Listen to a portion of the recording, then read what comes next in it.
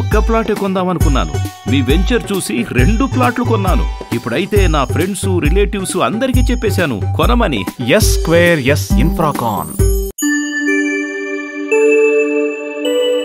ఇక్కడ నేను చెప్పినట్టుగా కొన్ని కేసులు ఉన్నాయి, మీ మీద ఉన్నాయి. కేసులు పెట్టిన వాళ్ళు మీరు ఒకసారి లేండి.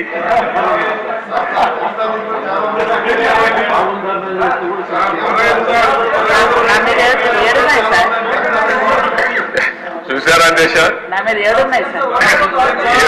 7 కేసులు ఉన్నాయి. అంటే రాజకీయ పోరాటం చేసిన వాళ్ళందరిపైన కేసులు పెట్టారు. అంటే ఇంకెప్పటికీ బయట రాకూడదు అనుకున్నారు, కానీ నేరుగా ప్రజలు ఆలోచించి అసెంబ్లీ పంపించారు దేశ అందరినీ. మెజారిటీ మీరు చూశారు. ఆనాటి పాలనలో మనందరూ బాధితులే అసెంబ్లీ నుండి అందరూ. Thank you.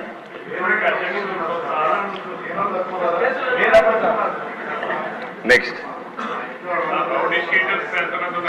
మీ ఇంట్లో నారాయణ గారు చెప్పినట్టు ఇది నేను చెప్పింది వాళ్ళ పేర్లే ఎక్కువ టైం అవుతుంది చెప్పలేకపోయాను, కానీ ఇంట్లో ఉంటే మన పెళ్ళిళ్ళు పిలిచేవాళ్ళం కుటుంబ సమేతంగా. ఇప్పుడు కుటుంబ పరివారం అందరిపైన కేసులు పెట్టారు. అందరి మీద ఒకరిద్దరు కాకుండా అందరిపైన కేసులు. అంటే ఏ విధంగా హెరాస్ చేశారు. ఈ రాష్ట్రంలో ఎవ్వరు వ్యాపారాలు చేయడానికి వీల్లేదు, ఎవరు బయట రావడానికి వీల్లేదు, ఎవరు మాట్లాడడానికి వీల్లేదు. ఒకవేళ మీరు ఆస్తులుంటే ఆస్తుల్లో కూడా వాటా ఇమ్మంటే ఇవ్వాల్సిందే.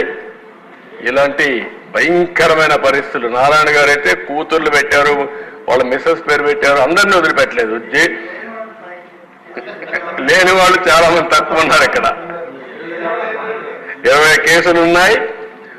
అల్లుణ్ణి, కూతుర్ని, భార్యని అందరినీ సిబిసిఐడి తీసుకొచ్చి ఎక్కడికక్కడ ఎంక్వైరీ మీద ఎంక్వైరీ ఎన్ని చేయాలని చేసే పరిస్థితికి వచ్చారు.